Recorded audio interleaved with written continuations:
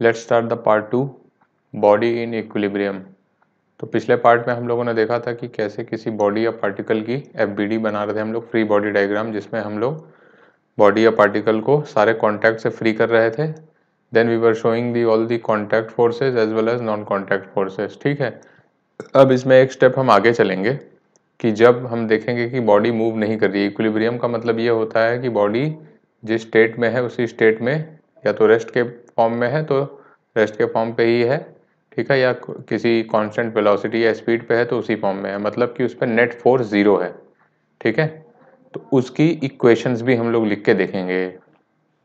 तो सबसे पहले देख लेते हैं कि बॉडी इन इक्विलिब्रियम का मतलब क्या होता है। A body is said to be in equilibrium when net external force on it is equal to zero। ठीक है, तो ये चीज अंडरलाइन कर लीजिए, when net external force on it is equal to zero। देखो नेट का मतलब ये नहीं है कि उस पर फोर्स ही जीरो है, इसका मतलब उस पर फोर्स का रिजल्टेंट जीरो है। ठीक है, तो आप ये लिख सकते हैं resultant force equal to zero. ये पहला पॉइंट, मतलब कि फोर्स, अगर कोई फोर्स ही नहीं लग रहा है तो अब तो जीरो होगा ही रिजल्टेंट, और कई सारे फोर्स लग रहे हैं लेकिन उनका अगर वेक्टर सम जीरो आ रहा है तो उसका मतलब भी उसका रिजल्टेंट जीरो होगा। उस केस में भी बॉडी इक्विलिब्रियम में कही जाएगी। दूसरा पॉइंट इसमें ध्यान देने वाली बात यह है, क्योंकि फोर्स एक वेक्टर क्वांटिटी है, इसलिए जब हम लोग कह रहे हैं कि नेट फोर्स जीरो है तो यहाँ पे तो डायरेक्शन इन्वॉल्व होगी। अब हर एक डायरेक्शन में रिजल्टेंट फोर्स जीरो होना चाहिए for body to be in equilibrium, तभी तो, क्योंकि एक्स डायरेक्शन की फोर्स वाई डायरेक्शन के फोर्स को तो कैंसिल कर नहीं सकती, राइट। फोर्स एक वेक्टर क्वांटिटी है, तो अगर किसी डायरेक्शन में F1 फोर्स इधर लग रहा है, F2 इधर लग रहा है, तो F1 can not cancel F2, right.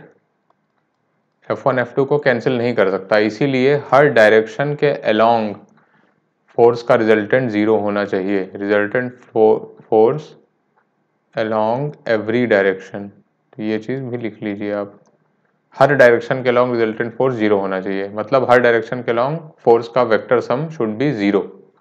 तो फॉर इक्विलिब्रियम जो इक्वेशन बनती है वो समेशन एफ आई मतलब कि आई मतलब कोई भी रैंडम डायरेक्शन है आपकी, ठीक, और समेशन मतलब vector sum, this is vector sum. I is any direction, तो अगर आप कार्टेशियन फॉर्म में बात कर रहे हैं, सपोज करिए this is your X, this is your Y and this is your Z direction, जो कि हम लोग कॉमनली इनकाउंटर करेंगे। तो अगर इन तीन डायरेक्शन के अलोंग इक्विलिब्रियम बॉडी को मेंटेन करना है तो क्या होगा, vector sum along F x zero, vector sum along why should be zero and vector sum along Z should be zero. तो ये मोटा मोटी इक्विलिब्रियम की कहानी हो गई कि हर डायरेक्शन के along vector sum of forces should be equal to zero. ठीक है, जरूरी नहीं है कि हर फोर्स ही जीरो हो, उनका वेक्टर सम जीरो होना चाहिए। ठीक है, अब कुछ एग्जाम्पल से हम लोग इस चीज को समझते हैं। सबसे ट्रिवियल एग्जांपल यही ले लेते हैं कि एक मास रखा हुआ है सरफेस पे, इस पे दो फोर्सेस लग रहे हैं, किधर एक्स डायरेक्शन में, ये मैंने एक्सिस लिया हुआ है, एक्स डायरेक्शन ये है एंड वाई डायरेक्शन ऊपर की तरफ है। तो अगर पीछे की तरफ आएगा that should be minus X, ठीक है, और नीचे की तरफ माइनस वाई। ये अंडरस्टूड है, इतना आपको पता होना चाहिए, आप ऑलरेडी वेक्टर पढ़ चुके हैं। ठीक है, तो सबसे पहले हमें इस ब्लॉक की एफबीडी बनाना आना चाहिए। ये दिया हुआ है कि बॉडी इज इन इक्विलिब्रियम,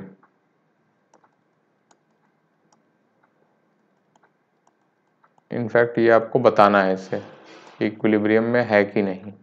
अब देखो, सबसे पहले इसकी एफबीडी बनाओ, तो मैंने मास को फ्री कर लिया। अब एक फोर्स इधर से लग रहा है F, एक फोर्स इधर से लग रहा है F के बराबर ही, ठीक है। ये कांटेक्ट है यहाँ पर, तो एक नॉर्मल रिएक्शन एक्ट हो रहा होगा और इसका वेट mg एक्ट हो रहा होगा, राइट। अब अलोंग x डायरेक्शन अगर आप इक्वेशन लिखेंगे, along x direction vector sum of, वो क्या होगा, प्लस x डायरेक्शन में कितनी फोर्स है F, ये लेफ्ट वाली, माइनस x डायरेक्शन में कितनी फोर्स है, ये भी F पर पीछे की तरफ, तो इसको माइनस F लिखेंगे। तो ये कितना हो गया, जीरो। अच्छा, अब देखते हैं सिग्मा वाई क्या है। सिग्मा वाई होगा, वाई की डायरेक्शन में क्या है, ऊपर की तरफ एन, और नीचे की तरफ क्या है, माइनस एम जी। माइनस क्यों लग रहा है, क्योंकि एम जी नीचे की तरफ है। ठीक है, अब ये क्या है, क्या इक्वल टू जीरो है। देखो जब ये सरफेस पे रखा हुआ है ब्लॉक, तो ये ना तो सरफेस के अंदर घुस रहा है, ना ये ऊपर उठ जा रहा है, राइट। ये रेस्ट के कंडीशन में पड़ा हुआ है, रहेगा सरफेस पे। कोई ऑब्जेक्ट अर्थ सरफेस पे रखते हैं तो वो ऊपर तो कूद नहीं जाता, ना ही अर्थ के सरफेस में घुस जाता है। इसका मतलब N equal to M G होता है, ठीक है, फॉर स्टेट ऑफ रेस्ट।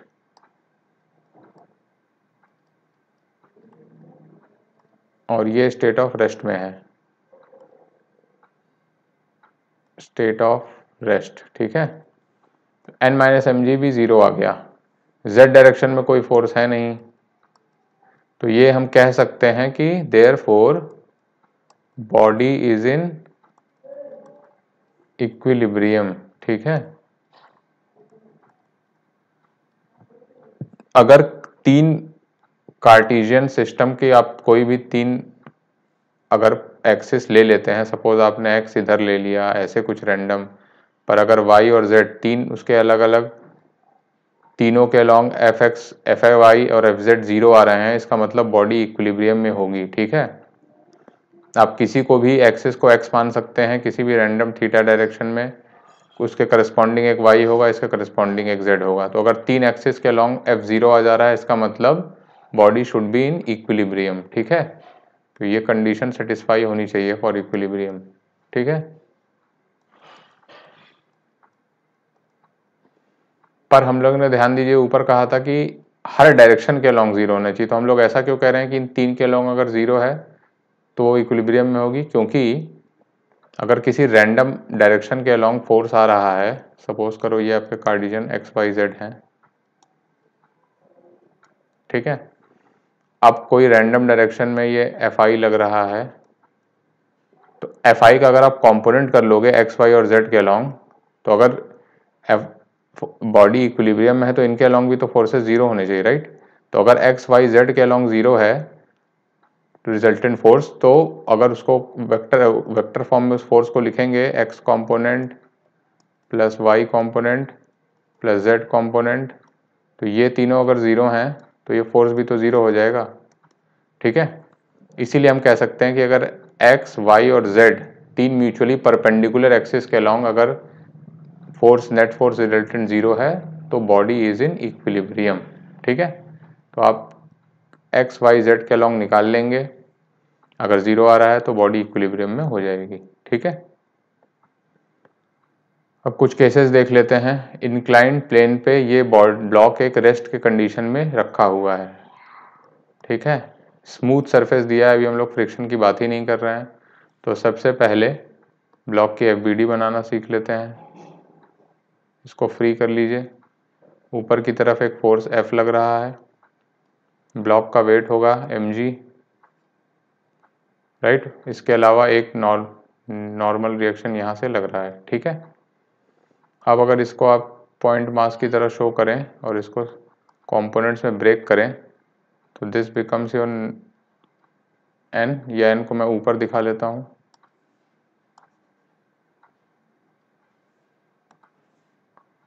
ये मेरा पॉइंट मास था, तो ये मेरा एन हो गया और ये मेरा एम जी है। तो ये एंगल अगर हम थीटा मान लें तो ये मेरा हो जाएगा M G cos of theta. देखो हम लोग एम जी का कॉम्पोनेंट कर रहे हैं, और ये हो जाएगा M G of sine theta. अब हम लोग पहले प्रोजेक्टाइल की तरह ही इसे एक्स मान लेते हैं और इसे वाई मान लेते हैं, क्योंकि बॉडी इक्विलिब्रियम में है, रेस्ट में है, ठीक है। रेस्ट में या इक्विलिब्रियम में आपको दिया हुआ है, तो समेशन एफ एक्स भी ज़ीरो होगा और समेशन एफ वाई भी ज़ीरो होगा।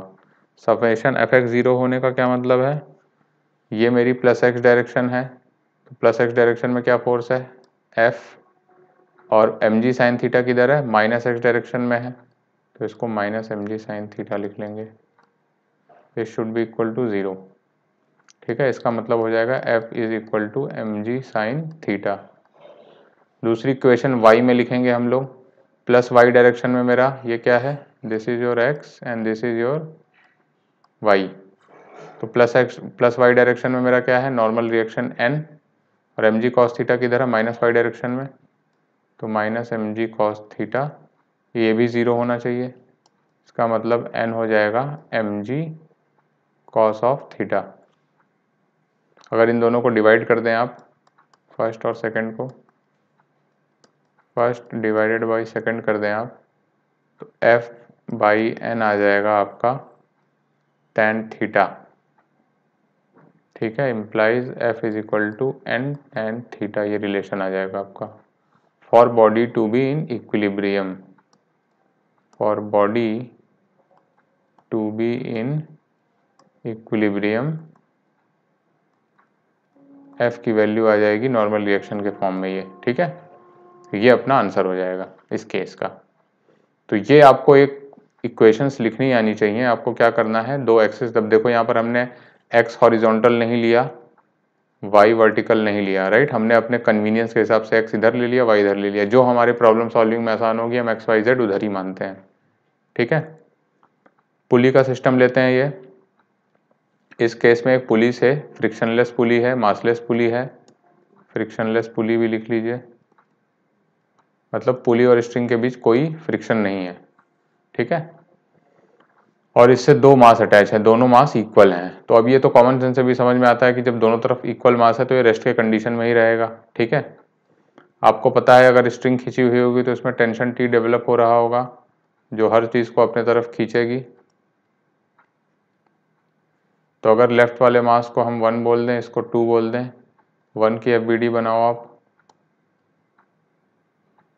ये इसका mg नीचे लगेगा, ये इसका t ऊपर लगेगा। सिमिलरली सेकेंड वाले ब्लॉक की बनाओगे अगर आप, तो उसका mg नीचे लगेगा, उसका t ऊपर लगेगा। ठीक है, अब क्योंकि इन रेस्ट में है सिस्टम, तो t is equal to M g आ जाएगा दोनों के लिए। ठीक है, दोनों एक से यही इक्वेशन सॉल्व होगी। इसको आप ऐसे भी लिख सकते हो, t minus M G is equal to 0, इसको x डायरेक्शन मान लो, तो समेशन एफ एक्स क्या हो जाएगा, t minus M G is equal to 0, तो t बराबर एम जी आ जाएगा यहाँ से भी। ठीक है, ये थोड़ा सा देखने में कठिन लग रहा है पर है नहीं।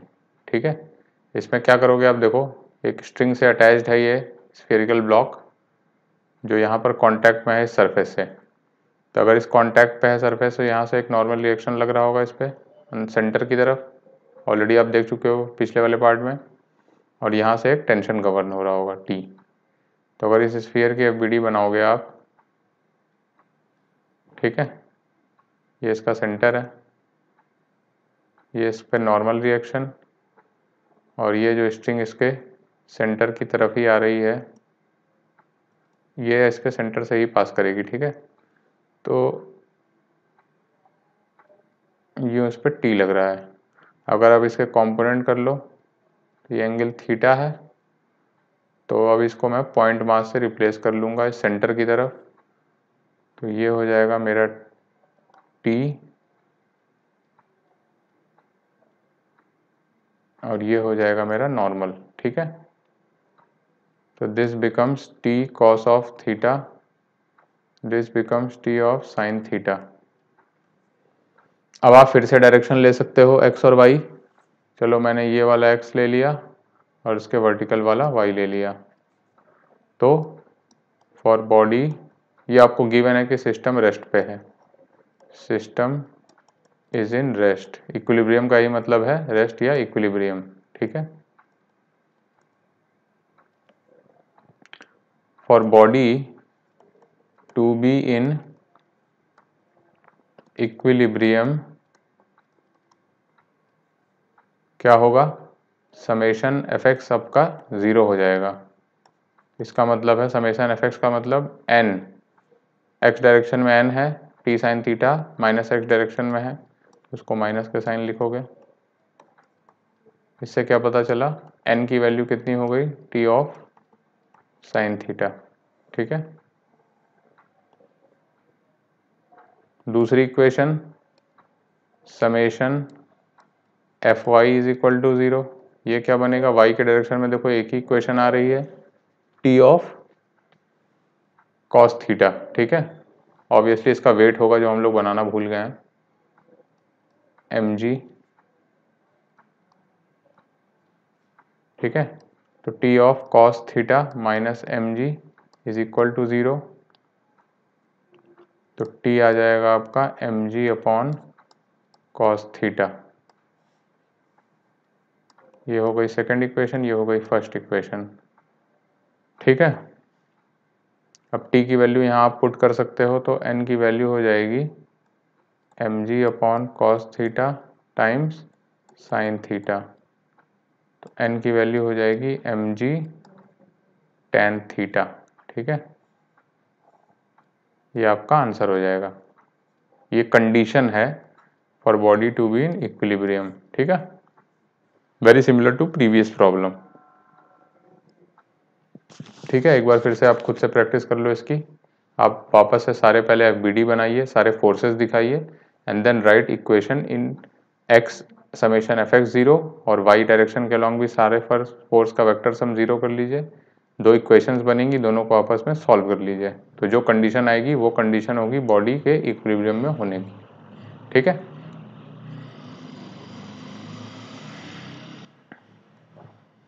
फोर्थ केस पे आते हैं। इस केस में भी आपको सिंपल है, चलिए यहीं पर ड्रॉ कर लेते हैं। सपोज करिए लेफ्ट वाले थ्रेड में ये भी इक्विलिब्रियम में दिया है, इक्विलिब्रियम, ठीक है। सपोज करो लेफ्ट वाले में T1 टेंशन है, राइट वाले में T2 टेंशन है। तो अगर मैं इसको यहीं पर बनाऊं तो इसका वेट mg नीचे की तरफ लग रहा होगा। अगर ये थीटा है तो ये कितना होगा, 90 minus theta 2, and how much is this, 90 minus theta 1, ठीक है। तो कुछ यूं बनेगा ये फोर्स,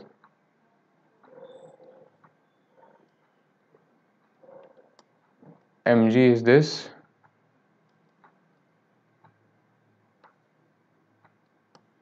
T2 90 minus theta 2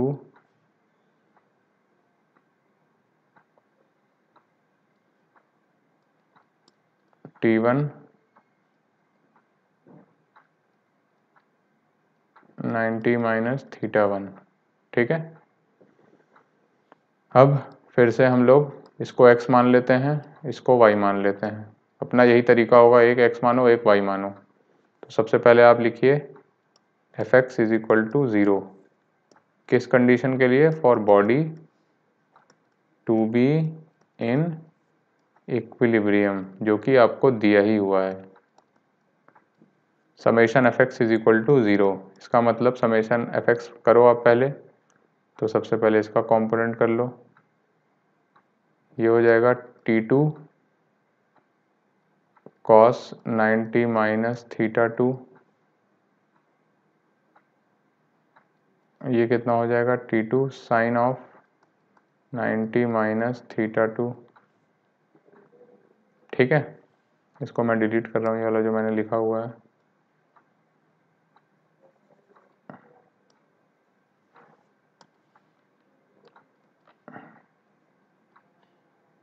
ये हो जाएगा मेरा 90 माइनस थीटा 1। अब इसको मैं दूसरे कलर से बना देता हूँ। ये हो जाएगा T1 साइन 90 माइनस थीटा 1, और इधर आ जाएगा T1 times cos 90 minus theta 1। I think यहाँ मैंने गलत बना दिया, इसको लिख गलत दिया इनफैक्ट। ये वाला कंपोनेंट कॉस होगा और ये वाला कंपोनेंट साइन होगा।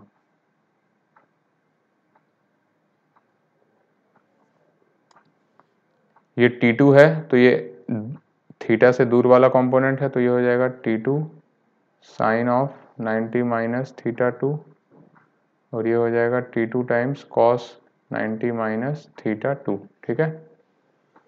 अब हम लोग एफ एक्स लिख रहे हैं, तो एफ एक्स क्या होगा, T2 sine of 90 minus theta 2 minus T1 times sine of 90 minus theta 1 is equal to 0। ये हो जाएगा T2 cos theta 2 minus T1 cos theta 1 is equal to 0। तो क्या हो जाएगा, T2 cos theta 2 is equal to T1 cos theta 1। एक relation अपना ये बन गया एक्स के लॉन्ग सॉल्व करने से। दूसरा क्या बनेगा, summation of F Y is equal to 0। अब समेशन एफ वाई आप करोगे तो क्या आएगा, T1 ये वाला ऊपर की तरफ cos 90 minus theta 1 plus T2 cos 90 minus theta 2 और mg आपका नीचे की तरफ है minus mg is equal to 0। तो ये बन जाएगा आपका T1 sine theta 1 plus T2 sine theta 2 is equal to mg। ठीक है, ये आपकी सेकंड इक्वेशन बन गई। अब चाहो तो T2 की वैल्यू T1 के फॉर्म में यहाँ से इसमें डाल सकते हो और पूरा आपको mg के फॉर्म में मिल जाएगा, ये आप सॉल्व कर सकते हो। ठीक है,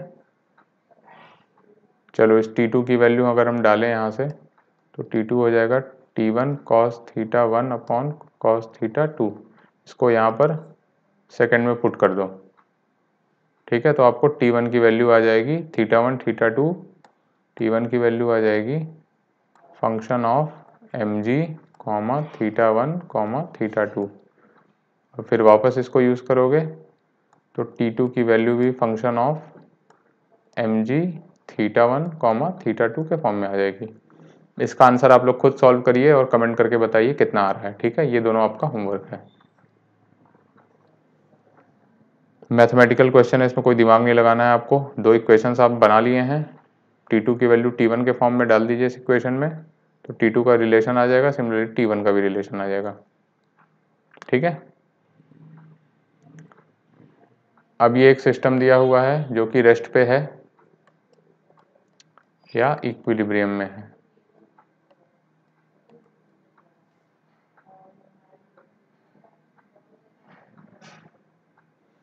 तो स्ट्रिंग सेम है दोनों तरफ, तो मान लेते हैं उसमें टेंशन T है, दोनों मास को ऐसे लगेगा, ये एंगल थीटा है। तो सबसे पहले M2 की FBD बना लेते हैं। M2 पे क्या क्या फोर्सेस हैं, नीचे की तरफ mg और ऊपर की तरफ टेंशन T। ठीक है, बस M1 पे, M1 इंक्लाइंड पे रखा हुआ है,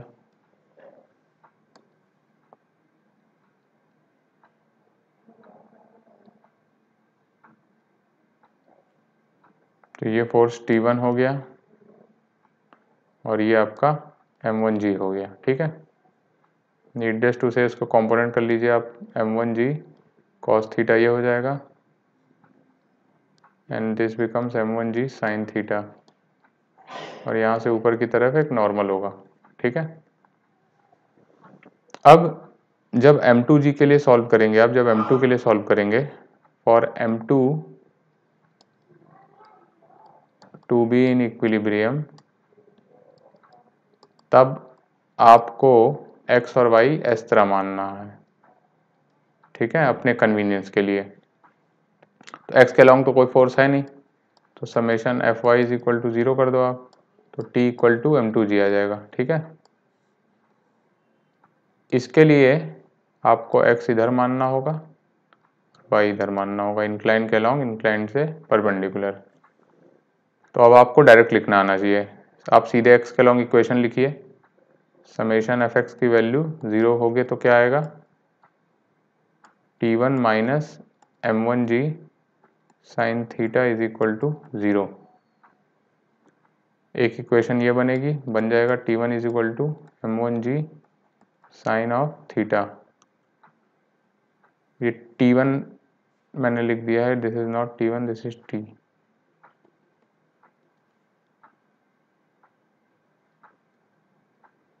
ठीक है, दूसरी इक्वेशन बनेगी समेशन F Y is equal to 0 से, यहाँ से एफ वाई इक्वल टू 0 डालने से क्या आएगा, N is equal to m1g sine of theta. ठीक है, ये मेरी फर्स्ट इक्वेशन है, ये मेरी सेकंड इक्वेशन है और ये थर्ड इक्वेशन है। ठीक है,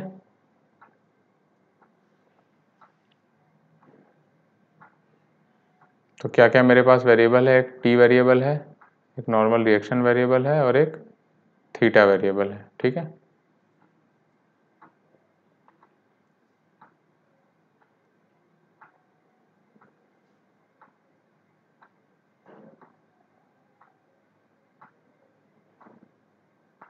सबसे पहले आप क्या करो, सेकंड और थर्ड को डिवाइड कर दो।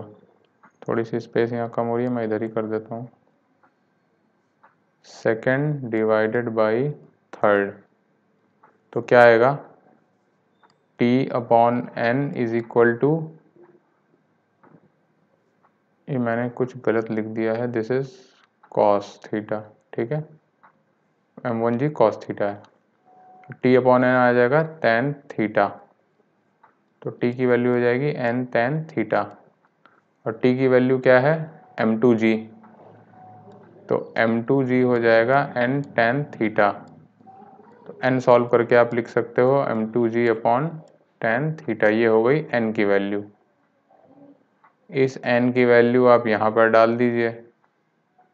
ठीक है, तो आपको t की वैल्यू तो आपको पता ही है, m2g यहाँ से मिल गई, n की वैल्यू आपको पता ही है यहाँ से मिल गई, तो ये दोनों आपके सॉल्व हो गए mg और थीटा के टर्म्स में। ठीक है,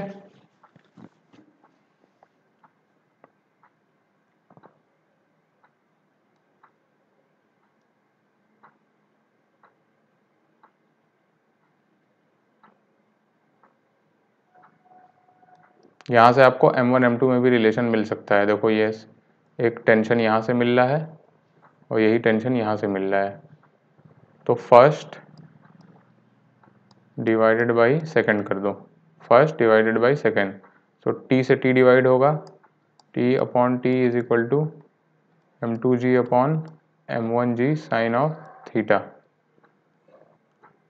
तो ये क्या आएगा, m2g हो जाएगा m1g साइन थीटा, ये है अपना रिलेशन।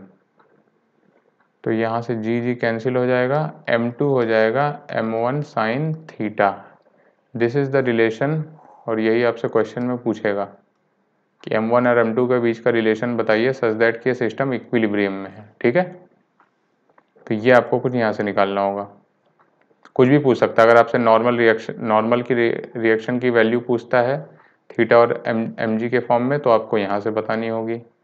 टेंशन की वैल्यू आप एक ही इक्वेशन में लिख सकते हो, और m1 m2 का रिलेशन मोस्टली पूछेगा such that for body to be in equilibrium, तो आप क्या करो, टेंशन की वैल्यू पहले m2 के फॉर्म में लिख लीजिए, टेंशन की वैल्यू m1 के फॉर्म में लिख लीजिए, दोनों डिवाइड कर दीजिए, तो टेंशन टेंशन कैंसिल हो जाएगा, m2 m1 के बीच ये सादा सा रिलेशन आ जाएगा। ठीक है, इसी का एक्सटेंशन देखो, ये एक क्वेश्चन है, सेम सिमिलर ही प्रॉब्लम है, बस एक साइड उसमें वर्टिकल था, इसमें दोनों साइड इंक्लाइंड है। ठीक है, तो बहुत सिंपल है, इसको भी 2 लाइन में आपको करना आना चाहिए। चलिए इसमें यहीं पर बना लेते हैं, यहाँ पर जो नॉर्मल रिएक्शन लग रहा होगा उसको N2 मान लीजिए।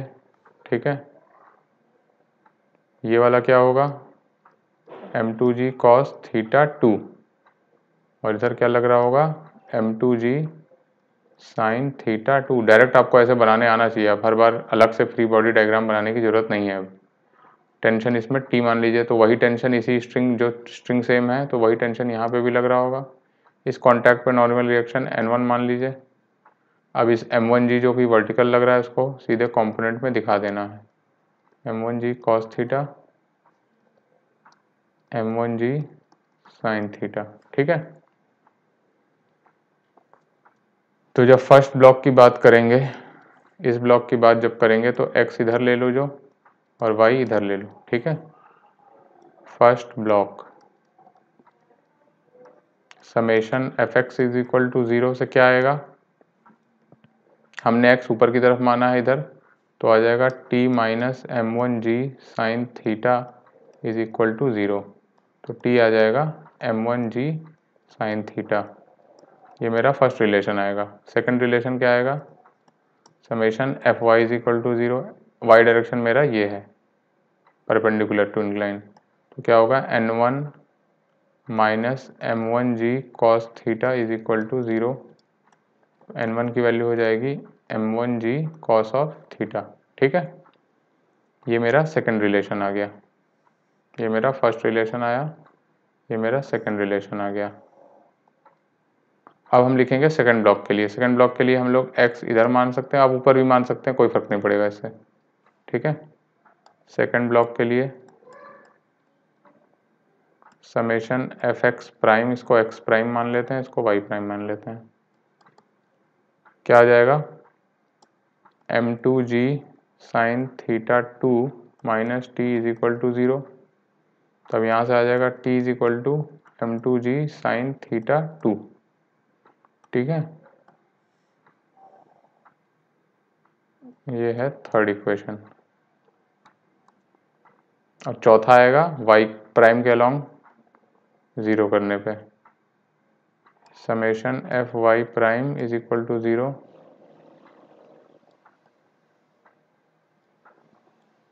n2 minus m2g cos theta 2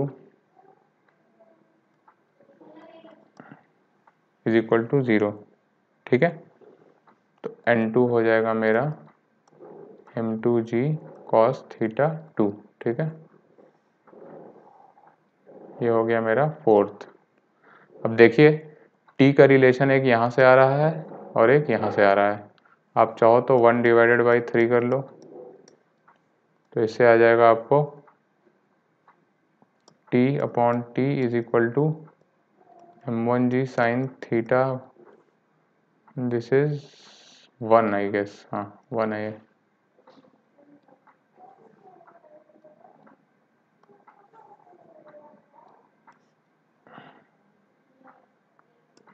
m2g sine theta 2। ठीक है, इसका मतलब हो जाएगा m1 sine theta 1 is equal to m2 sine theta 2, ये एक रिलेशन बन जाएगा अच्छा सा।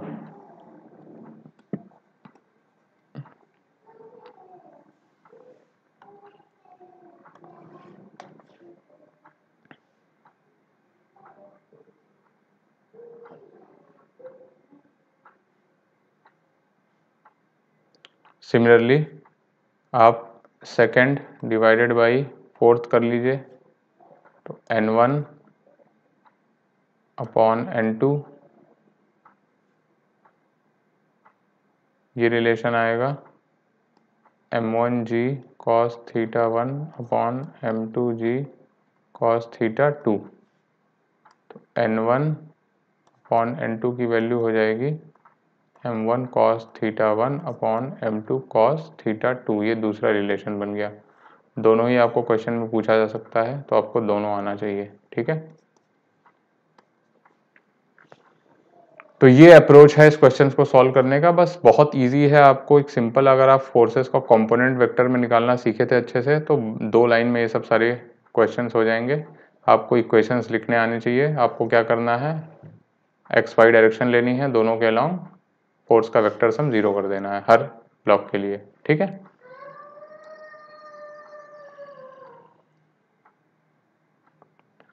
अब हम 7वां केस लेते हैं। ये सिंपल ही केस है, इसमें दोनों तरफ अलग मास लगे हुए हैं, पर इस पे हम नीचे से एक फोर्स F लगा रहे हैं। तो चलिए यहीं पर ड्रॉ करके देख लेते हैं। मान लीजिए इस स्ट्रिंग में टेंशन T चल रहा है, तो T को कुछ इस तरह दिखाते हैं, पुली को नीचे की तरफ खींचेगा, ब्लॉक को ऊपर की तरफ। ठीक है, M मास की FBD बनाओ अगर आप, तो इसका mg नीचे लग रहा है, T ऊपर लग रहा है। ठीक है, तो अगर ये रेस्ट में है, इक्विलिब्रियम में है, तो T बराबर mg हो जाएगा। ठीक है,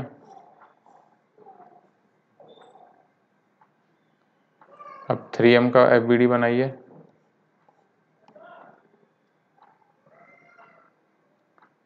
तो ये T है, ये F है, और ये 3mg है।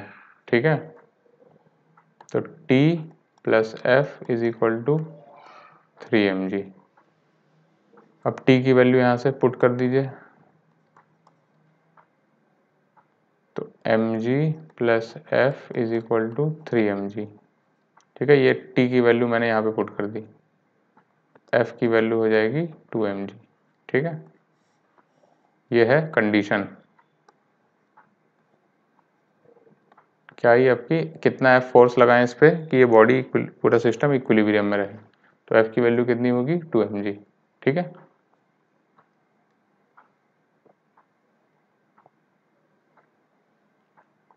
अब एक टर्म आता है कि कंबाइंड फ्री बॉडी डायग्राम क्या होता है। अभी तक हम लोगों ने देखा था कि हर बॉडी को अलग इंडिविजुअली उसका फ्री बॉडी डायग्राम बना रहे थे, उसको क्या कर रहे थे, सारे कॉन्टैक्ट से फ्री करके हम सारे फोर्सेस शो कर रहे थे।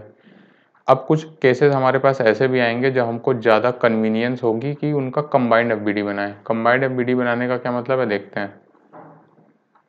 When two or more bodies do not have relative motion between them, ठीक है, when two or more bodies do not have relative motion between them, मतलब उनके बीच में कोई relative motion नहीं होना चाहिए, then we can treat them as single body। ठीक है, अगर दो बॉडीज के बीच में कोई रिलेटिव मोशन नहीं है तो आप उनको एक सिंगल बॉडी की तरह मान लीजिए, और जब ऐसे बॉडी जिनके बीच कोई रिलेटिव मोशन नहीं है तो उनका आप कंबाइंड एफबीडी बना सकते हैं। When two bodies are taken as single body while drawing combined FBD, individual forces of these bodies are not shown। इसको एक एग्जांपल से समझते हैं। कहने का मतलब ये है कि सपोज करिए दो कोई ब्लॉक्स हैं और उनके बीच में कोई रिलेटिव मोशन नहीं है, तो या तो आप दोनों की इंडिविजुअल एफबीडी बनाइए, लेकिन अगर आपका काम ऐसे आसानी से सॉल्व हो जाए कि दोनों को एक ही बॉडी मान ली जाए, तो आप उन दोनों के बीच में जो फोर्सेज इन्वॉल्व हैं आपस में उनको ना शो करके पूरे सिस्टम पे जो फोर्सेज इन्वॉल्व हैं उसको शो करेंगे आप। कुछ इस तरह से देखते हैं कैसे। सपोज करिए ये क्वेश्चन है, अब इसमें 3 ब्लॉक्स हैं जो एक के ऊपर एक रखे हुए हैं। आपको दिया है कि कहीं भी कोई रिलेटिव मोशन नहीं है, यहाँ पर भी रिलेटिव मोशन 0 है, यहाँ पर भी रिलेटिव मोशन 0 है। ठीक है, तो ए के रिस्पेक्ट में बी नहीं चल रहा है, बी के रिस्पेक्ट में सी नहीं चल रहा है, या बी के रिस्पेक्ट में सी और ए दोनों नहीं चल रहा है, तो ये हमेशा सिस्टम एक साथ रहेगा। जब एक साथ रहेगा तो आप इसको एक सिंगल बॉडी मान सकते हो कुछ इस तरह से।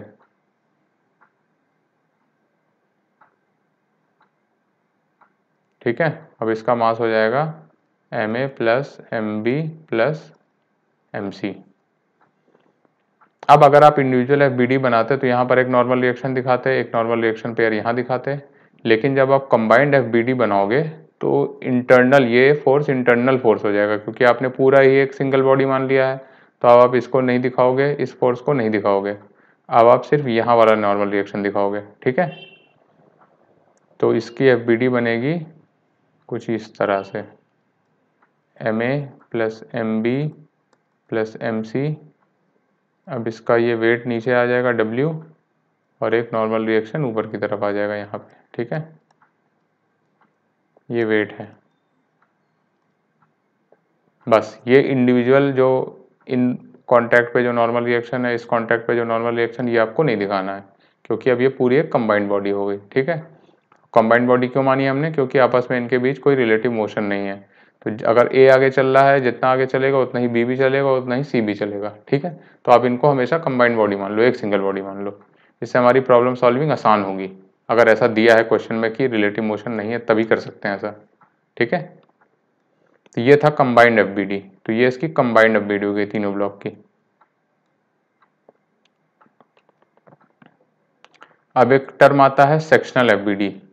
सेक्शनल एफबीडी का मतलब है, अभी जैसे हमने बोला कि कई सारे ब्लॉक्स को हम कंबाइन करके एक एफबीडी बना रहे थे, सेक्शनल एफबीडी का मतलब इसका ठीक विपरीत है।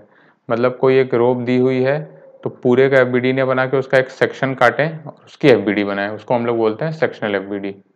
We can cut a section along any body and draw an FBD of divided part, तो उसी को हम लोग सेक्शनल एफबीडी बोलते हैं। बड़ा सिंपल सा ही टर्म है, कुछ इसमें ज़्यादा रॉकेट साइंस नहीं है। सपोज करिए कुछ ऐसे सरफेस पे रोप रखी है जिसकी लेंथ पूरी L है। ठीक है, तो आपसे कहा इसका मास आपको दिया हुआ है, टोटल मास m है, uniform rope of mass m। अब इसमें मासलेस स्ट्रिंग नहीं है, इसका मास m दिया हुआ है और इसको F4 से खींचा जा रहा है। और इस रोप का एक्सेलरेशन भी आपको ए दिया हुआ है, स्मूथ सरफेस है।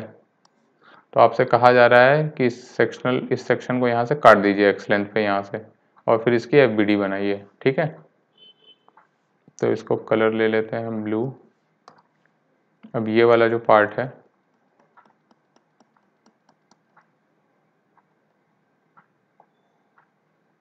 इस पे इधर की तरफ एफ फोर्स लग रहा है। मान लिया इसका एम मास है, एम प्राइम, तो एम प्राइम जी नीचे लगेगा, नॉर्मल रिएक्शन एन प्राइम ऊपर लग रहा होगा, और इसमें जो टेंशन डेवलप होगा, ठीक है, वो पीछे की तरफ टी प्राइम मान लेते हैं। ठीक है, इस पॉइंट पे हमने टेंशन टी माना हुआ है, टी प्राइम। ठीक, तो टी प्राइम कैसे लगेगा, इसको इधर की तरफ लगेगा, ये वाला टेंशन इसको आगे की तरफ खींचेगा। ठीक है, अब एम प्राइम की वैल्यू आपको सबसे पहले लिखने आनी चाहिए, क्योंकि ये एक्स लेंथ पे हमने सेक्शन काटा है, तो इस वाले पार्ट की लेंथ हो जाएगी एल माइनस एक्स। अब क्योंकि हमने मास को यूनिफॉर्मली डिस्ट्रीब्यूट कर दिया है, तो अगर एल लेंथ का मास एम है तो यूनिट लेंथ का मास कितना होगा, M by L. L minus X length का कितना हो जाएगा, M upon L times L minus X. ये हो गया एम प्राइम की value, M upon L into L minus X. ठीक है, यही चीज़ बस इसका यूज़ करने आना चाहिए आपको। ठीक, अब सपोज करिए ये रोप रेस्ट में है। अगर आपको इफ इन इक्विलिब्रियम है, इक्विलिब्रियम, ठीक है, अगर ये रोप इक्विलिब्रियम में है तो सबसे पहले अगर आपको ये फ्रिक्शनलेस दिया है, सॉरी ये इक्विलिब्रियम में नहीं है, इक्विलिब्रियम में होगी भी नहीं क्योंकि ये फ्रिक्शनलेस सरफेस है, तो एफ फोर्स लगाने से आगे बढ़ेगी। आपको यहाँ पर एक्सीलरेशन दिया हुआ है क्वेश्चन में। ठीक है, अब आपको दिया ये है कि पूरी की पूरी रोप ए एक्सेलरेशन से आगे की तरफ जा रही है, तो अगर पूरी रोप एक्सेलरेशन ए आगे से जा रही है तो हर पार्ट इसका एक्सेलरेशन से आगे जाएगा, तो ये भी एक्सेलरेशन से आगे ही जा रहा होगा। अभी मैंने एक्सेलरेशन की बात नहीं की है, तो मैं इसमें इक्वेशन फिर भी एक आपको सिंपली लिख के दिखा देता हूँ कैसे लिखते हैं। तो जब हम लोग इक्विलिब्रियम की बात करते थे तो लिखते थे summation f is equal to zero, acceleration के केस में लिख देते हैं summation f is equal to m A.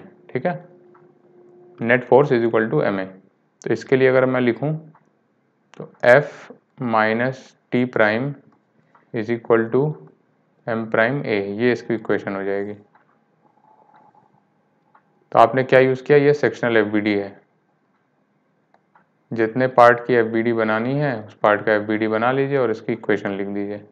Force minus आगे का फोर्स माइनस पीछे का force is equal to mass into acceleration. ठीक है, अब इसको सॉल्व नहीं कर रहा हूँ मैं, क्योंकि अभी सिर्फ मकसद आपको बताना यही था कि सेक्शनल एफबीडी भी एक चीज़ होती है। इसी का एग्जांपल आप हैंगिंग रोप के केस में भी ले सकते हैं। ठीक है,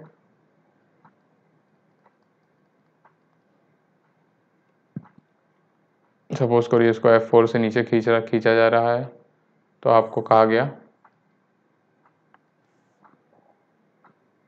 यहाँ से कट किया सेक्शन और बोला इसकी एफबीडी बनाओ, तो आप इसकी एफबीडी भी बना सकते हैं। यहाँ पर टेंशन टी मान लेंगे आप, तो इस टेंशन टी मानेंगे अगर आप, तो ये इसको नीचे की तरफ खींच रहा होगा। ठीक है, इसका वेट होगा। ठीक है, अगर मासलेस नहीं है तो कोई वेट नहीं होगा, मास है अगर इसमें तो वो एम जी नीचे लग जा रहा होगा, एम प्राइम जी। ठीक है, इतने पार्ट का मास है प्राइम। ठीक है, और ये सीलिंग इस पे एक कॉन्टैक्ट फोर्स इधर लगा रहा होगा प्राइम। ठीक है, तो ये इसकी सेक्शनल एफबीडी होगी। सेक्शनल एफबीडी का मतलब किसी सेक्शन की एफबीडी। ठीक है, तो ये था आज का लेक्चर का लास्ट स्लाइड। अब इसके बारे में हम लोग डिटेल तब डिस्कशन करेंगे जब हम लोग आगे इक्वेशंस की सॉल्विंग करेंगे, जब एक्सेलरेटेड मोशन पढ़ेंगे, आगे कंस्ट्रेंट मोशन भी आएगा, तो हम लोग जानेंगे कि कैसे एक्सेलरेशन वाले इक्वेशंस लिख के सॉल्व करते हैं। अभी मैंने ज़्यादा इस पर डिटेल एनालिसिस की नहीं। ठीक है, चलो थैंक यू।